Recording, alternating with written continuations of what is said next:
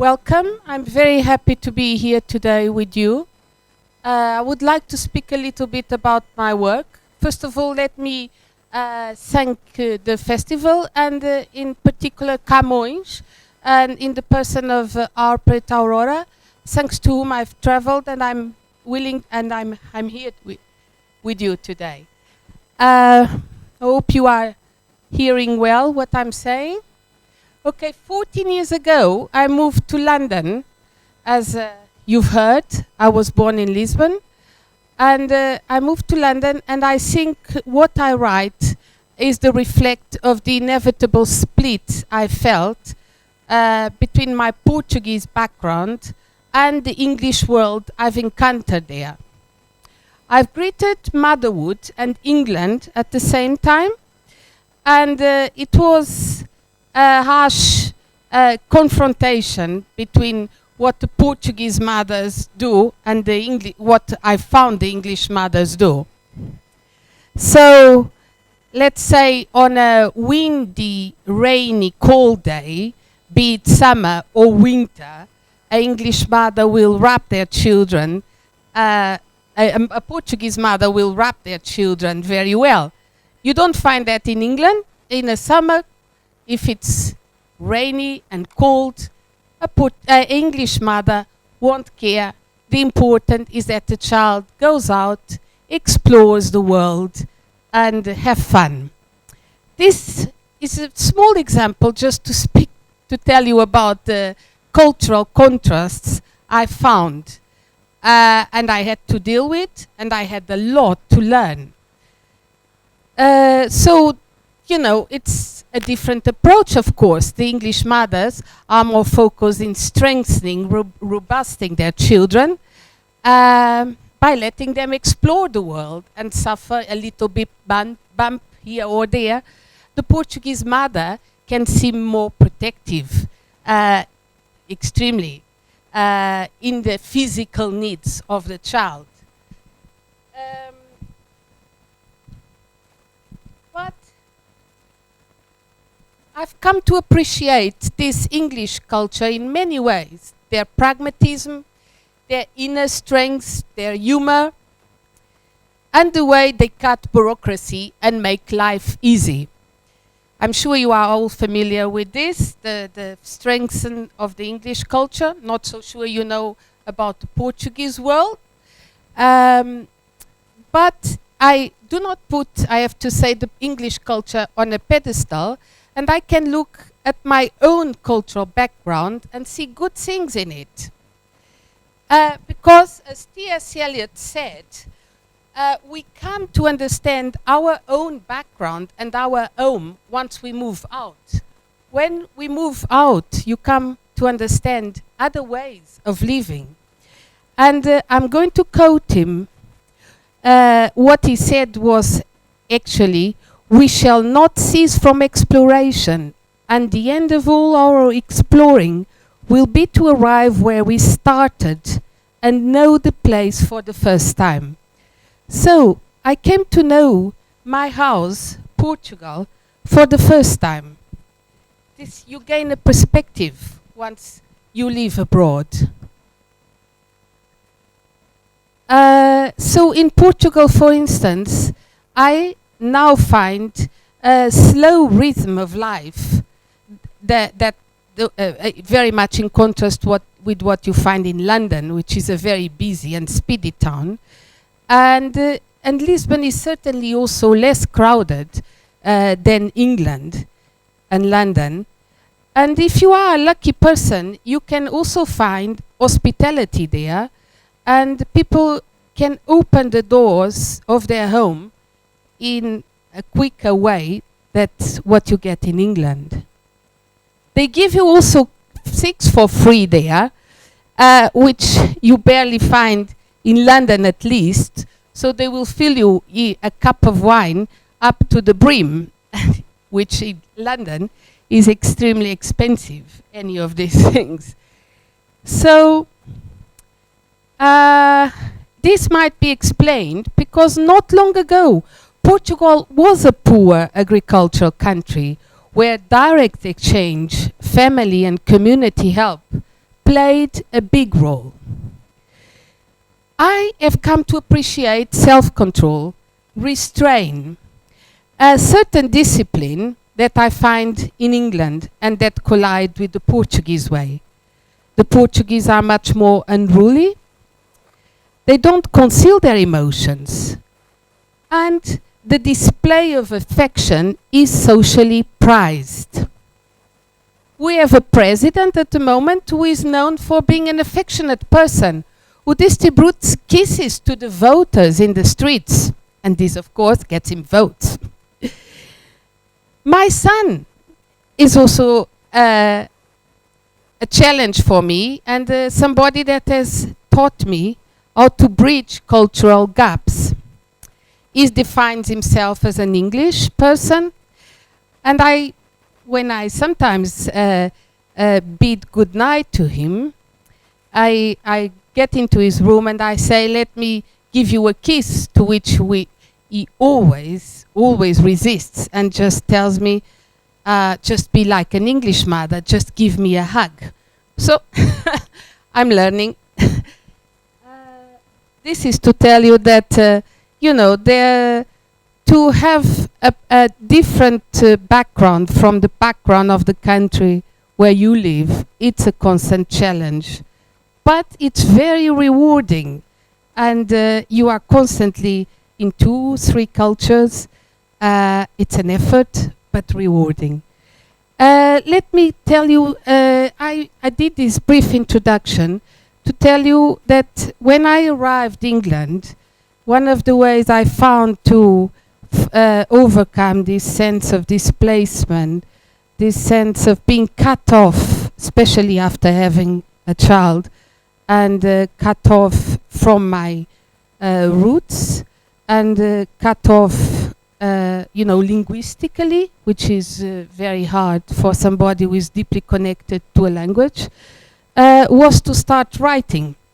I didn't find any comfort in speaking with other mothers and the general chit-chat, so I started to write my first book on a local coffee in North London when my son was sleeping in a pram. And after some months of writing, my first book arrived, and this was the Há Raposas no Parque. There are foxes in the park. And this book, of course, speaks about foxes, which I was constantly seeing from the window of my flat in the park. That's what you get in London. This is a metaphor, of course, of the London life and the Londoners. It's a plague in London. The foxes are everywhere, and they eat the leftovers of the fast food. This is, of course, this is the one that is more focused on the cultural gaps, contrasts, becoming a mother in a foreign country. So it's more focused on your internal change and what you see, what you have to learn. This was followed by The Winter of the Foxes, which came out in 2008 or just after, and it's more focused on the financial crisis. The financial crisis, what we started to see in London, happening in the city, the banks being nationalized, people losing their jobs. This is, of course, written in a personal way. The talks I had with the mothers, many Europeans going back to their own countries. The property market coming down suddenly. The bonuses, everybody was enjoying a lavishing way of living in London at that time. And this, of course, came to a halt. Even nowadays, the bonuses culture that we saw in the city has changed. It's not the same as when I arrived in London in 2006. It has also an approach on the jurisdictional contrasts and legislation contrasts, political contrasts between Portugal and England. I have published 2 further books after this one. A children's book, The Lisbon Story. This book was a pioneer book about a tram that now is the hit of all the tourists that go to London, to Lisbon. It's a tram where, at that time, me, my son, and my husband, we used to do this with a lot of joy. The tram was empty. Nobody cared particularly for this tram. It goes up and down the hills of Lisbon. It's very beautiful to see the River Tagus at the end and to see the whole town hall. And of course, you here have the way the tram goes. And I created, in fact, to show the history and the way Lisbon is changing very fast, and there's a gentrification there, and all this dying traditional business is. This traditional business is dying in Lisbon, unfortunately, and the streets are being taken by banks and insurances as opposed to haberdasheries. That was something you would get downtown in Lisbon. So I created this character, which is Claudio. He lives with his grandparents downtown in Lisbon. He's a working class boy, and he befriends a dog. He's a lonely boy. So this book has photographs, and actually I've shown this book in several schools in London, where the children have Portuguese background, and at the end of my presentations they thought, is this boy alive? Can we go and meet him? Because the book is very realistic and the places exist, just the boy doesn't exist.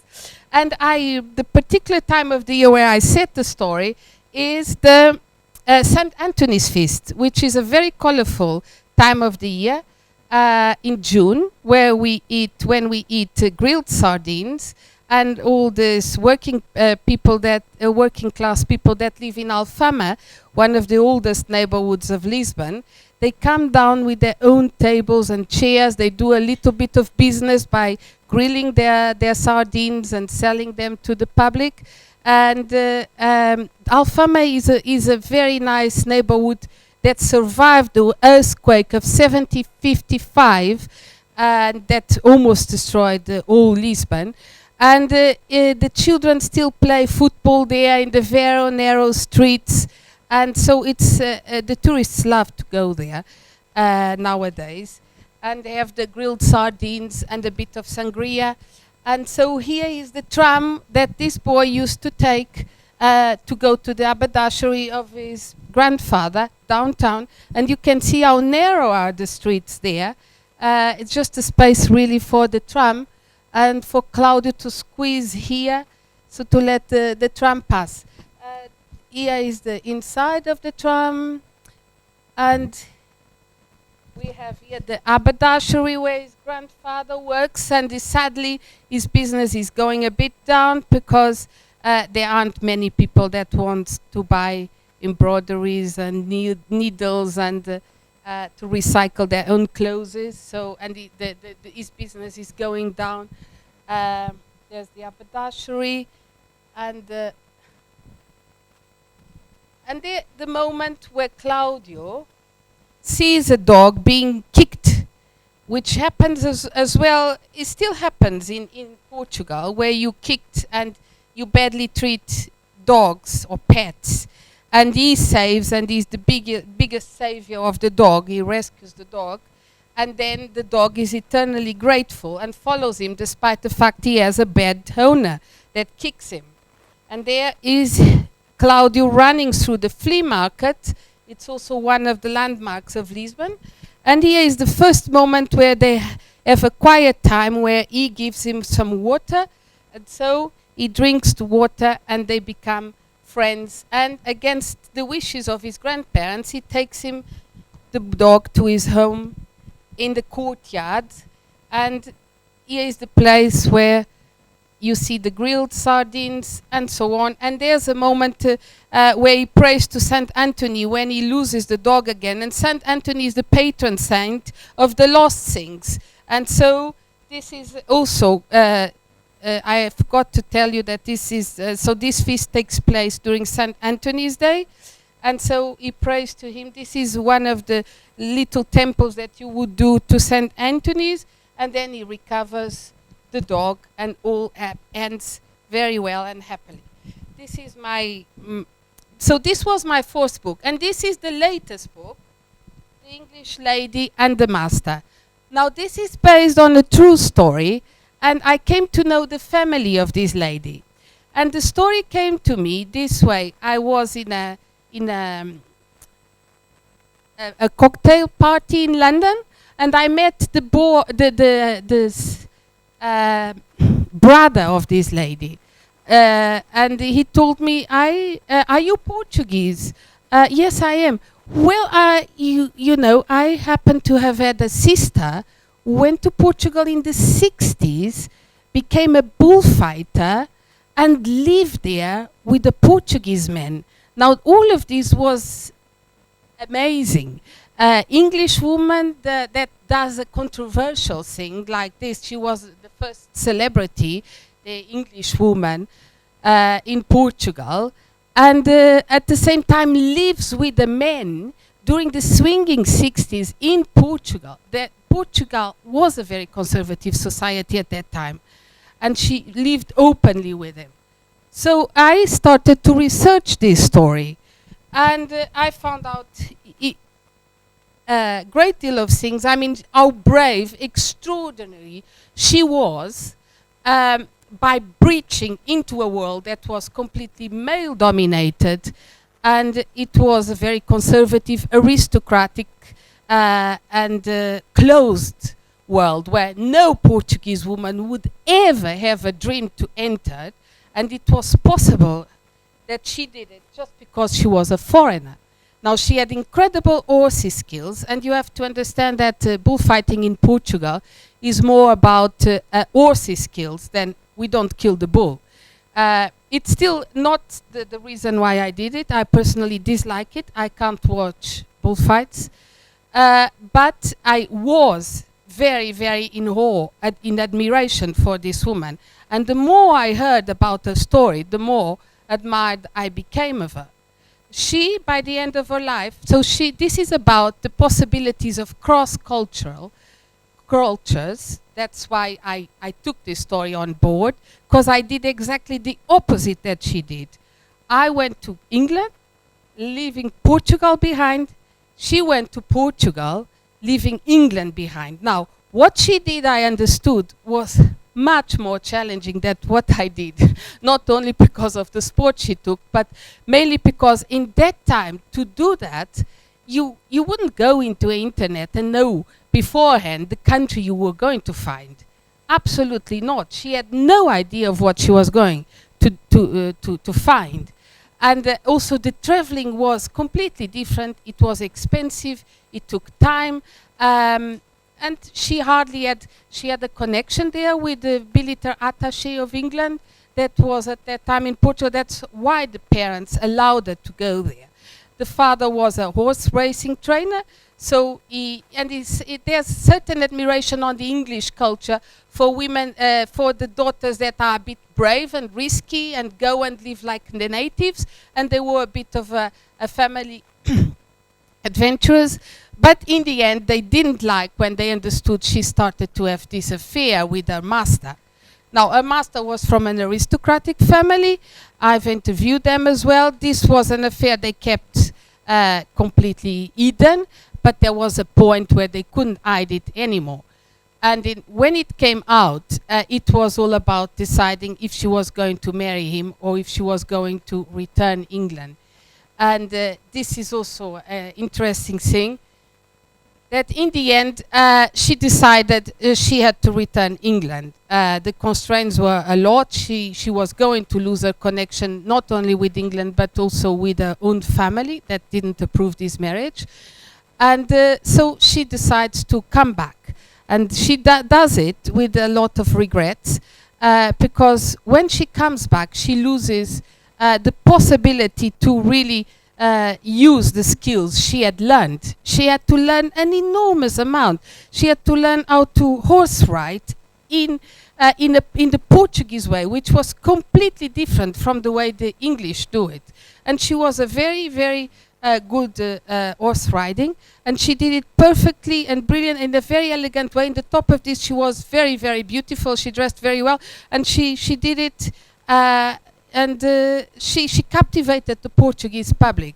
But she had to she couldn't use it anymore in England, and in England nobody really understood what she went to do there. By the time she comes, she also she marries an Englishman, and she has 2 children, and few years later she finds out she has multiple sclerosis. So for a very physical person that she was, very sporty, she suddenly has to stop doing any kind of physical exercise, and she goes back to remember those happy days and holds to those memories through this process of facing disease and death. And so I was told there's only 5 minutes left, so maybe I will open the session to your questions, if you wish to put any questions.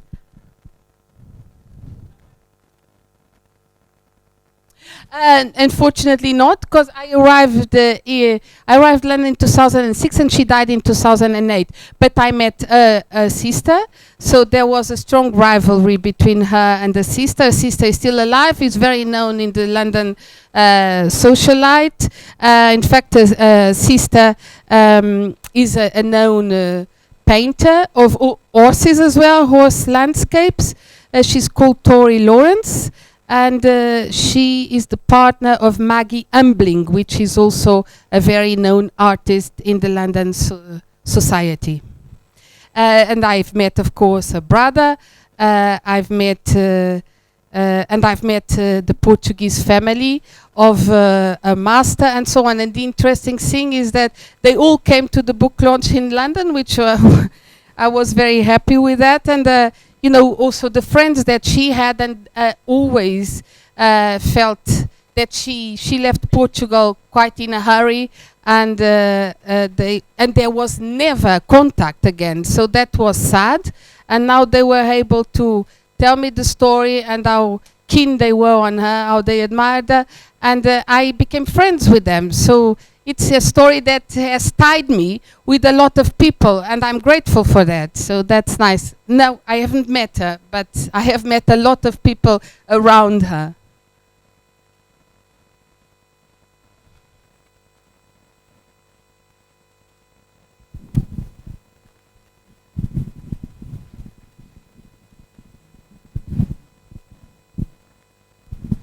Hello, Ms. Cabral. Wonderful to know about your literary work. So we are not aware of the Portuguese language and the literature that appears in that, also the Portuguese authors. But forums like this makes us closer to authors like you. What I would like to know is that since you have been spending your past few years in UK, Britain and London, how do you think Brexit is going to affect migrants like you, their life, and is there a scope for a book about their lives in the future? So for you. Well, it has affected immensely. I think it has been an obsession for all the Remainers there. The last 3 years, I can tell you, in my house, I'm married with a German, so we spend most of the time looking at Parliament Channel, following everything that's happening in that House of Commons that has become mad. And so it has become a bit of a depression, of course. It has ups and downs. It's bipolar. You know, there are moments we feel this can go away. There are others we know this nightmare is going to stay. You know, then you suddenly realize also the price you pay for leaving your home, because it all went very smoothly and nicely until now, when you are confronted, because Brexit doesn't affect the same way in an English person, that affects an European, of course.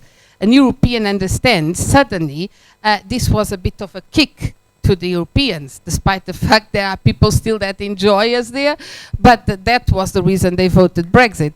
And so in that sense, it was mainly we were the target, and inevitably you feel it. My husband feels it much deeper than I do, because I didn't choose this country. I chose it because of him, and that makes a big difference, because for him England was in the pedestal, was great, and was had so much to teach all of us, and was a meritocratic society, a fair society, all of these, and suddenly you question as well. For me, I take it, not so strongly, and I try to resist this and see that there's still good things there, inevitably. For instance, these rebels of the Tory government that came out in defense of this, and that risked and put their political careers at risk. I really admire them, and I take that as a something as a comfort. If there's a book about, I haven't stopped writing about this for the Portuguese press. I wrote intensely about this. I could continue to carry on because it's always in my background. I'm always looking at all these news. I think for my sanity, I need also to make myself distant, and we still don't know what lies ahead. When it becomes more clearer, because the Brexit hasn't really happened yet. We're talking and talking, but we haven't seen it, So maybe after I can. I hope it's not going to be like all these terror sceneries that they are giving us. Of course, I could write a lot about that still, and I am still. Whenever anything comes, I go to Facebook and I have to comment. It's so intense, and it's like I let it out at that moment. And then I get a lot of feedback. So Portugal is also following this with a lot of attention. And so, I think all Europeans and in Portugal, of course, people want the UK to stay. There's so much immigration to the UK, and all, parents, they have families, relatives, and they want the UK to stay. But I'm not so hopeful, but let's see. I hope I've answered your question. When I arrived, it's the first question I asked, how do you feel about Brexit? I could understand that you feel there's a lot of business opportunities, even England goes for a no deal. I understood you are in a different position. That's how I read it, but we can speak about that later if you want. I'm always keen to speak about that. Thank you. I forgot to mention another book I've written about the last Portuguese king that exiled in England. Again, it's a case where I relate it because he was exiled. He could never go back to Portugal. We became a republic, and so he suffered a lot with that. And his connection with the bookshop, that one is also mainly in English, and there's a Portuguese version. And it's full of illustrations of the books he collected. This English Lisbon story is English and Portuguese. We're thinking about translating it to other languages, possibly. The English lady and the master, I'm trying to get it translated. I've done the translation of 4 chapters, more intense. I'm trying to find a publisher. It goes through an agent. The UK inevitably requires that. And and that's it. That's the situation at the moment. Oh, I would love it. I would love it if it comes to your market. Yeah, I would be more than happy to come back to India. I loved your country, so I'm keen to come back.